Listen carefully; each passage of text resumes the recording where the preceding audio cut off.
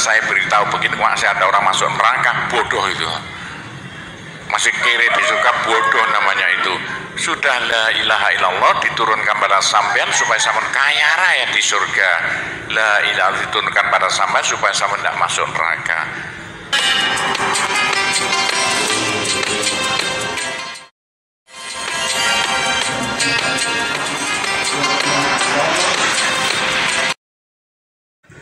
Assalamualaikum warahmatullahi wabarakatuh. Alhamdulillah wa syukurillah, wassalatu wassalamu ala rasulillah wa ala alihi wa sahbihi wa mawalah, amma ba'du. Selamat datang dan berjumpa kembali di channel Sa Ucap Nyata. Sahabat yang dirahmati Allah, barang siapa yang menginginkan menempuh jalan orang-orang soleh, orang yang dicintai oleh Allah Subhanahu wa Ta'ala, maka hendaklah mengamalkan 9 wasiat ini. Di antaranya adalah pandai-pandailah mengatur waktu, mulai dari bangun tidur sampai tidur lagi. Sebab waktu adalah modal dalam kita berniaga dengan Allah Subhanahu wa Ta'ala. Waktu adalah umur, dan umur adalah modal untuk berniaga dengan Allah Subhanahu wa Ta'ala. Jangan sampai salah memanfaatkan umur yang berakibat menyesal di kemudian hari. Karena tidak pandai mengelola waktu, memanage waktu.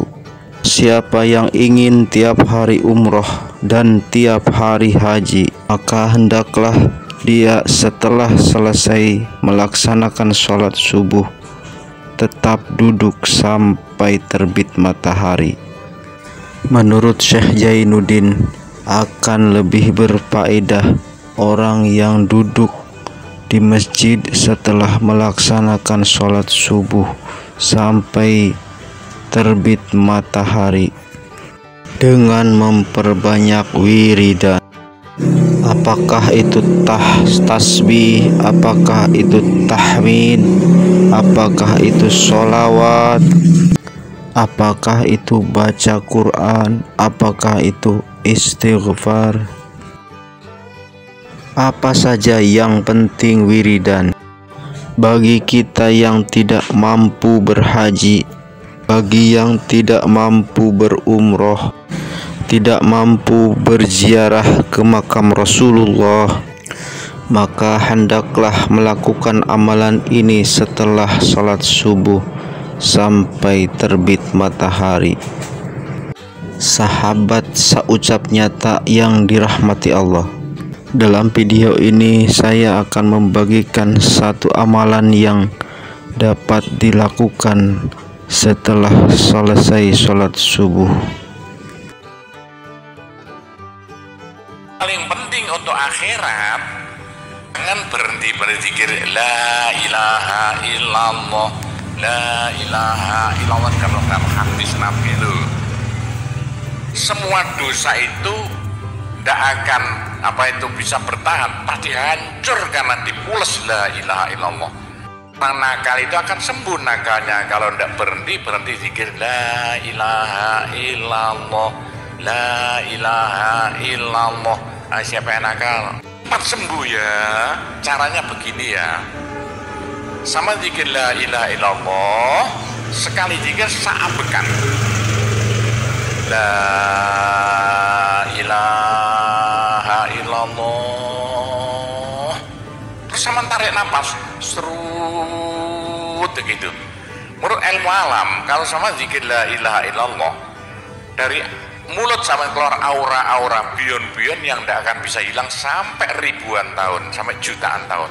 Naik untuk kekayaan sampean di akhirat. Itu dalam Al-Quran, yuridu harsal akhirah nazid lahu fi harsi. Tapi untuk di dunia, yuridu harsad dunia nu'tihi minna, caranya begini. Sama zikir la ilaha illallah. Ini sinar putih keluar, ditarik masuk hidung, masuk paru-paru, dipegak. ini bisa menghilangkan kenakalan sampai semuanya. Itu caranya Wali Songo dulu untuk merubah Indonesia asalnya dari Hindu Buddha menjadi Islam tanpa gegeran. Diundang, diberi makan, beri berkat, tapi waktu mau tahlilan lah panjang dulu. Dulu zikir kalau fa'laman la ilaha illallah. Tiga itu politik itu kan tarik nafas masuk hidung. Serut itu caranya merubah zaman asalnya sial hilang sialnya, asal nakal supaya hilang nakalnya, caranya begitu. Apalagi waktu itu mata dipejamkan, moto direnung dengan narik serut, cepat hilang nakalnya, bagaimana jadi orang baik. Tapi kalau nakalnya sudah kelas kakap, waduh, sudah seperti anak-anak Malaysia. Caranya driji tengah ya, dan jempolan template plek ya, dua-duanya. Terus sama tarik, sama caca nanti kan. Loh iya, ini paling cepat untuk menghilangkan kenakalan dengan zikir la ilaha illallah. Waktu narik, mata dipejamkan, driji tengah dengan jempolan ditempelkan. Tarik, serut. Ini ilmu rahasia loh, nggak saya beritahu ini.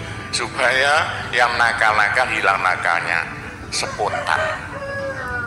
Nah itu zikir la ilaha illallah sepanjang-panjang la ilaha illallah, tertarik serut.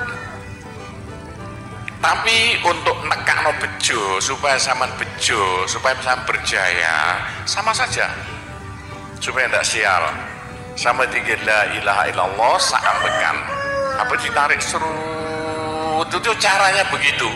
Pak Gowo ndak dulu diberitahu, pengajiannya baru sekarang. Ini rahasianya supaya untuk merubah nasib dengan la ilaha illallah. La ilaha illallah itu mulai Nabi Adam tidak diberikan, pada nabi-nabi minta la ilaha illallah tidak diberikan. La ilaha illallah untuk umat Muhammad supaya umat Muhammad di dunia bahagia, di akhirat masuk surga, dan nggak masuk neraka pakai la ilaha illallah. Nah, itulah supaya nggak masuk neraka. Dalam hadis Nabi ya, sama jangan berhenti di la ilaha illallah, la ilaha illallah. Kata Nabi, berapa dosa sampean kalau sama zikir la ilaha illallah, habis semuanya. La ilaha illallah alat dari Tuhan untuk supaya dosa kita bisa habis, karena surga tidak masuk, tidak mau dimasuki orang yang bawa dosa. Supaya kita bisa masuk surga, dosa dihabiskan dengan zikir la ilaha illallah, la ilaha illallah. Lah supaya kaya di surga, tinggi dan pendeknya derajat dia di surga tergantung banyak sedikitnya pahala yang kita bawa di dunia.